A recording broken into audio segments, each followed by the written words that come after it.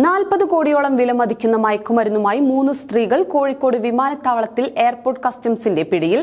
Customs air intelligence യൂണിറ്റിന് ലഭിച്ച രഹസ്യവിവരത്തിന്റെ അടിസ്ഥാനത്തിൽ നടത്തിയ പരിശോധനയിലാണ് സംഘം പിടിയിലാവുന്നത്.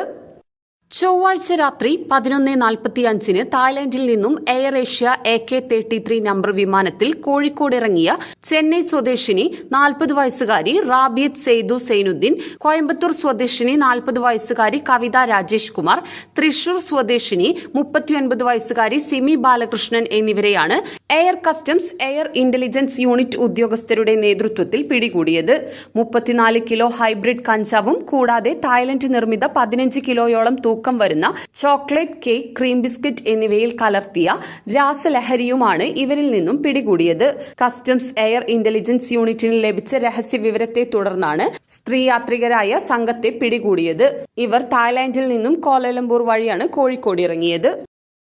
അന്താരാഷ്ട്ര നിലവാരം പുലർത്തുന്ന ഒരു സമ്പൂർണ്ണ ഫാൻസി ഷോറൂം ലേഡീസ് ബ്യൂട്ടി ഇനി നമ്മുടെ പട്ടാമ്പിയിലും. ലേഡീസ് ബ്യൂട്ടി മേലെ പട്ടാമ്പി, ഓൾസോ ആറ്റ് എടപ്പാൾ, ചങ്ങരംകുളം, ഗുരുവായൂർ.